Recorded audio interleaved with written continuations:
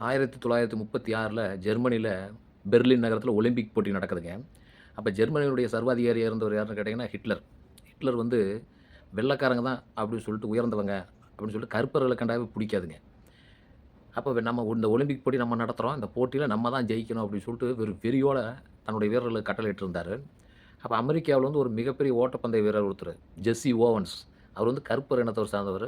அவர் வந்து ஓட்டப்பந்தயத்துக்கு வராரு. அவர் வந்து 100 மீட்டர், 200 மீட்டர், நீளம் தாண்டுதல், 4x100 ரிலே, ஒண்ணு பாக்கி இல்ல எல்லாத்துலயும் கலந்துக்கிறாரு.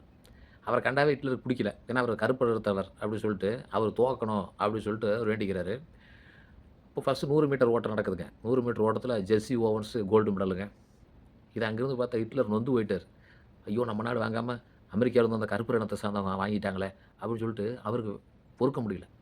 அடுத்து 200 மீட்டர். அதிலேயும் ஜெஸ்ஸி ஓவன்ஸ் தாங்க கோல்டு மெடலு. அடுத்தது 4x100 ரிலே 400x100 தடை ஓட்டம்னு சொல்லுவாங்க இல்லைங்களா? அது தொடர் ஓட்டம். 4 பேர் நிப்பாங்க. 100, 100 மீட்டருக்கு ஒருத்தர் ஓடுவாங்க. அதிலேயும் ஜெஸ்ஸி ஓவன்ஸ் ஜெயிச்சிட்டாருங்க. 3 கோல்டு மெடல் தொடர்ந்து வந்துருச்சு. கடைசியா நடக்கிறது லாங் ஜம்ப் நீளம் தாண்டல் போட்டி.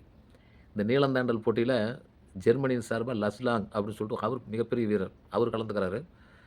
ஜெஸ்ஸி ஓவன்ஸும் கலந்துக்கிறார். 2 பேர் கலந்த கடுமையான போட்டி. இதில என்னதான் ஜெர்மன் வந்து சர்வாதிகாரி ஹிட்லர் வந்து மோசமான ஆளா இருந்தா கூட, அந்த நாட்டில இருக்கிற எல்லாமே மோசமா இருப்பாங்க. லஸ்லாங் வந்து தங்கங்க. ஜெஸ்ஸி ஓவன்ஸ் ஃபைனல் வரல வராரு. Quarter final. குவார்டர் ஃபைனல் வந்து அப்புறம் செமி ஃபைனல், அப்புறம் ஃபைனல். செமி ஃபைனல்ல ஜெஸ்ஸி ஓவன்ஸ் சில தப்பு பண்றாரு. லாங் ஜம்ப்ல. அத லஸ்லாங் திருத்துறாருங்க. எவ்வளோ பெரிய மனப்பான்மை பாருங்க.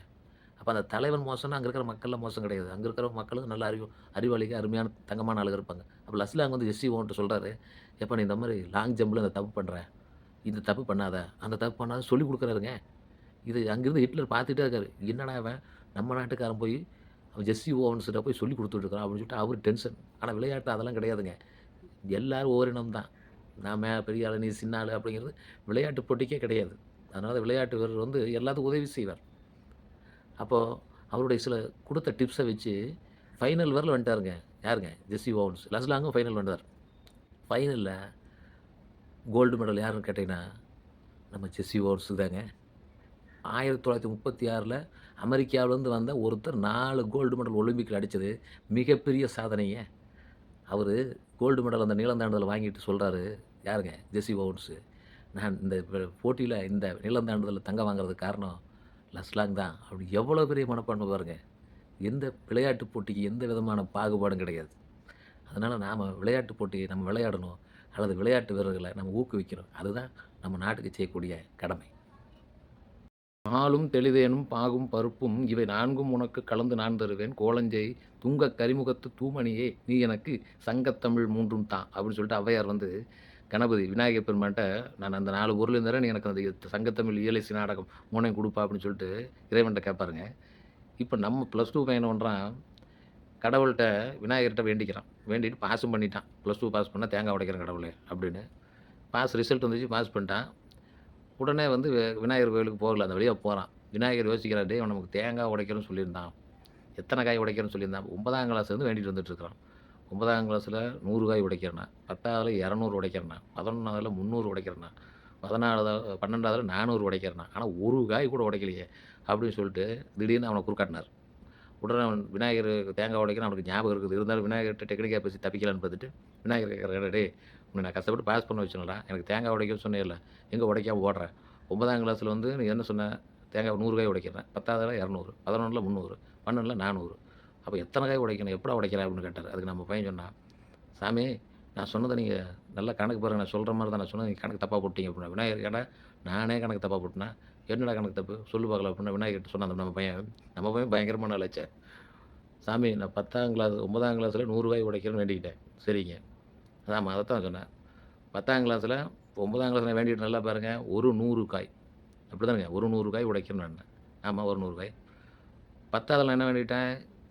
இரு 100 காய் உடைக்கிறேன் அப்படின்னு வேண்டிக்கிட்டேன். அப்பயும் 100 காய் தான் உடைக்கிறேன்னேன். அட பாவி! டேய் இப்படி ஏமாத்துறேன். சரி 11னால 300 காய் உடைக்கிறேன்னு சொன்னேன்ல. ஆமா அதை பிரிச்சு பாருங்க. 100 காய் உடைக்கிறேன். அப்பயும் 100 காய் தான். அட பாவி! அப்ப 12வதுல 400 காய் உடைக்கிறேன்னு சொன்னேன்.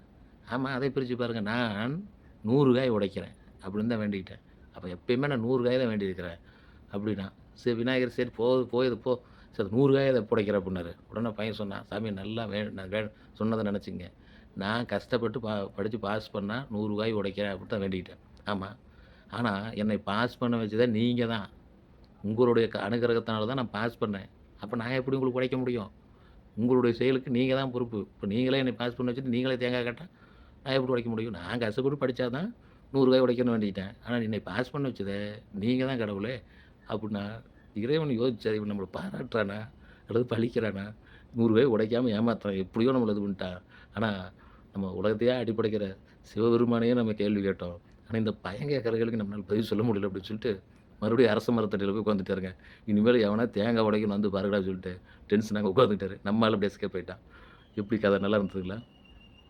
ஒரு கற்பனை கதைக்கு, இஸ்ரோ என்ன பண்ணது, ஒரு 4 பேர செலக்ஷன் பண்ணி சந்திர மண்டலத்துக்கு அனுப்பி வைக்கலாம் அப்படின்னு சொல்லிட்டு பிளான் பண்ணுது. போட்டி நடத்துறாங்க. அந்த 4 பேர்ல ஒருத்தர் விஞ்ஞானி செலக்ஷன் ஆயிடுறாரு. ஒரு பள்ளிக்கூடத்து வாத்தியார் செலக்ஷன் ஆயிடுறாரு. ஒரு ஸ்டூடண்ட் ஒருத்தன் செலக்ஷன் ஆயிடுறான். ஒரு ரியல் எஸ்டேட் புரோக்கர் ஒருத்தர் செலக்ஷன் ஆயிடுறாரு. மொத்தம் 4 பேருங்க. இந்த 4 பேரையும் செயற்கைக்கோள்ல வச்சு அனுப்புறாங்க. சந்திராயனுக்கு. சந்திராயன் பேர் வச்ச செயற்கைக்கோள். அதில வந்து சந்திர மண்டலத்துக்கு போகுதுங்க. 4 பேரும் அங்க போயிடுறாங்க. எல்லா வசதியும் அரசாங்கமே செய்யுது. உடனே அங்க போய் சந்திர மண்டலத்தில இறங்குறாங்க. இறங்கணும்னா எல்லாரும் விஞ்ஞானி என்ன பண்றாரு, இறங்கணும்னா சந்திரன பத்தி ஆராய்ச்சி பண்றாரு. சந்திர மண்டலத்தில மண் எப்படி இருக்குது? வெப்பநிலை எப்படி இருக்குது? தாதுக்கள் ஏதாவது கிடைக்குமா? காத்து இருக்குதா? தண்ணி இருக்குதா? இத பத்தி ஆராய்ச்சி பண்ண இறங்குறாரு. அவர் ஒரு நோட்ஸ் எடுத்துட்டு போயிடுறாரு. உடனே இவரு நம்ம ஆசிரியர் இறங்குறாரு. இறங்கி பூமியிலிருந்து எப்படி சந்திரன் செயல்படுது? எப்படி தெரியுது? அப்படின்னு மற்ற கோள்கள்ல ஏதாவது தெரியுதா? அப்படின்னு சொல்லிட்டு அதையும் பார்க்க ஆரம்பிச்சுறாரு ஆசிரியர். அவர் பாட நோக்குல போயிறாரு. பையன் இறங்கணும்னு அப்படியே குதிக்கிறான் ஜாலியா. ஆஹா! நான் சந்திர மண்டலத்துக்கு வந்துட்டேன். அப்படின்னு சொல்லிட்டு ரொம்ப ஹேப்பி. அங்க வர்றான், இங்க வர்றான். ரொம்ப சந்தோஷமா குட்டிக்காரன் நடிக்கிறான். இதெல்லாம் செய்றான். அப்புறம் ரியல் எஸ்டேட் புரோக்கர் இறங்குறாரு. இறங்கி அப்படியே சுத்தி முத்தி பார்க்குறாரு. பார்த்துட்டு அப்படியே நடக்குறாரு. போறாரு, வராரு. அப்புறம் கீழேருந்து அவங்களுக்கு ஒரு கமெண்ட் வருது. ஒரு 2 நாள் அங்க இருக்கிறாங்க. கமெண்ட். நீங்க வந்து சந்திர மண்டலத்தில என்ன பார்த்தீங்களோ, உங்களுடைய விருப்பமோ அத வந்து இமெயில் அனுப்புங்க. அப்படின்னு விஞ்ஞானி இமெயில் அனுப்புறாரு. சந்திர மண்டலத்தில வந்து இவ்வளவு ஆக்ஸிஜன் இருக்குது. இவ்வளோ தண்ணி இருக்கிற மாரி தெரியுது. இவ்வளோ தாதுக்கள் இருக்குது. அப்படி இப்படின்னு சயின்ஸ் சம்மந்தமா லெட்டர் வந்து அனுப்புறாரு இஸ்ரோவுக்கு. உடனே ஆசிரியர் என்ன செய்றாருன்னா, சந்திர மண்டலத்தில வந்து ம இப்போ சூரியன் நமக்கு தெரியுது. பூமி நமக்கு தெரியுது. ஒரு பகுதி இருட்டா இருக்குது. அப்படின்னு அவர் பாடம் சம்மந்தமா அனுப்புறாரு இமெயில் லெட்டர். பையன் வந்து ரொம்ப சந்தோஷமா இருக்குது. அப்படின்னு சொல்லிட்டு அவன் சந்தோஷமா லெட்டர் அனுப்புறான். இந்த ரியல் எஸ்டேட் புரோக்கர் அனுப்புறாரு. அவர் எப்பயுமே பிசினஸ் மைண்ட் தான். அவர் அனுப்புறாரு, "பூமிக்கு மிக அருகில் அழகான வீட்டு மனைகள் கிடைக்கும். மிக குறைந்த விலையிலே. டிடிபி தேவையில்லை. ஏனென்றால் இது பூமியிலிருந்து தனியா இருக்குது. தண்ணீர் கிடைக்க வாய்ப்பு இருக்கிறது. கார்னர் பிளாட்டுக்கு உடனே முந்தவும். டிடிபி அப்ரூவல் தேவையில்லை." அப்படின்னு ரியல் எஸ்டேட் விளம்பரம் மாரி போட்டு அவர் செய்தி அனுப்புறாரு. அணுக வேண்டிய முகவரி, ஃபோன் நம்பரையும் போட்டு அனுப்பிறாரு. அப்போ நபர்கள் எங்க போனாலும் அவருடைய புத்தி மாறாதுங்க. அவருடைய பிசினஸ் மேன் புத்தி பிசினஸ் மேனா தான் இருக்கு. ஒரு உதாரணத்துக்கு இப்ப நம்ம நெனைக்கிறோம். சில பேர் பெரிய பெரிய பிசினஸ் மேனா இருக்கிறாங்க. நம்ம ஏழையா தான் இருக்கிறோம். இப்ப நம்மளுடைய வேலையும், அவருடைய வேலையும் பார்த்தீங்கன்னா, பிசினஸ் மேன் விடியற்காலம் பார்த்தீங்கன்னா, 3 மணிக்கு எந்திரிப்பாருங்க. எந்திரிச்சு குளிச்சுட்டு 4 மணிக்கு கார்ல கிளம்பி மில்லுக்கு போயிருவாரு. போய் அங்க வந்து 8 மணி வரையும் இருப்பாரு. 8 மணிக்கு டிஃபன் சாப்பிட மறுபடியும் வீட்டுக்கு வந்துட்டு மறுபடியும் போனாருன்னா, 10 மணிலேருந்து மறுபடியும் 2 மணி வரையும் இருப்பாரு. மறுபடியும் வீட்டுக்கு வந்து ஒரு 2 மணி நேரம் ரெஸ்ட் எடுத்துட்டு மறுபடியும் போனா நைட் 12 மணி ஆயிரும். அப்ப அவர் கோடீஸ்வரர் இருக்காரு. யாரு தமக்காக தாமே வேலை செய்யாமல், மற்றவர்களை வேலை செய்ய நமக்காக வேலை செய்ய வைக்கிறார்களோ, அவங்க கோடீஸ்வரர் ஆயிடுறாங்க. அப்ப ரியல் எஸ்டேட் புரோக்கரா தான் நெனச்சிருப்பார்ன்னு நெனைக்கிறேங்க. இது ஒரு கற்பனை கதை தான். அதனால நீங்க வேற எதுவும் நெனச்சிராதீங்க. ஒரு கல்லூரி மாணவன் ஒரு பேருந்துல பயணம் செய்றான் காலேஜுக்கு. அப்ப நடத்துனர் கண்டக்டர் வந்து டிக்கெட் வாங்க எல்லாத்தையும் கேட்டுட்டு இருக்காரு. டிக்கெட்னா எல்லாரும் டிக்கெட் காசு குடுத்து வாங்குறாங்க. இந்த காலேஜ் பசங்ககிட்ட வந்து உடனே கண்டக்டர் டிக்கெட் கேட்கறாரு. "தம்பி டிக்கெட் வாங்குப்பா" அப்படின்னா அப்படி நிக்கிறான். எந்த அசைவும் இல்லாம. உடனே கண்டக்டருக்கு கோவம் வந்தது. "ஏப்பா நான் கேட்டுட்டே இருக்கிறேன், நின்னுட்டே இருக்கிற" அப்படின்னா. "சார் பாக்கெட்ல காசு இருக்குங்க சார், எடுத்துக்கங்க சார்." அப்படின்னா கண்டக்டருக்கு ஆச்சரியம். "ஏன்டா அந்த காச நீ எடுத்து தர வேண்டியது தானே?" அப்படின்னா உடனே காலேஜ் போய் சொல்றான். "சார் நான் ரூல்ஸ ரொம்ப மதிக்கிறவங்க சார்." அப்படின்னா கண்டக்டருக்கு ஆச்சரியப்படுறேன். "காசு எடுத்து தர்றதுக்கும் ரூல்ஸுக்கும் என்ன சம்பந்தம்? ரூல்ஸ நீ மதி வேண்டாங்களே. ஆனா காசு எடுத்து டிக்கெட் வாங்குறது என்ன? அது என்ன ரூல்ஸு?" அப்படின்னா. உடனே காலேஜ் போய் சொன்னான். "சார் நீங்க அங்க பஸ்ஸில என்ன எழுதியிருக்கீங்கன்னு படிங்க." அப்படின்னா கண்டக்டர் படிச்சாரு. "கரம், சிரம், புறம் நீட்டாதீர்" அப்படின்னு இருக்குது. அப்படின்னா கரம்னா இதுக்கு விளக்கம் சொல்லு சார்ன்னா, கரம் அப்படின்னா கைடா, சிரம்னா தலை, புறம்னா வெளியே, நீட்டாதீர் இதான் அர்த்தம். தலையையும் கையையும் வெளியே நீட்டாதீங்கன்னு அர்த்தம். அதத்தான் சார் நான் பண்ணிட்டு இருக்கிறேன் இப்போ. இப்போ நான் காசு எடுத்து குடுத்தோம்னா கை வெளிய நீட்டிருவேன்ல.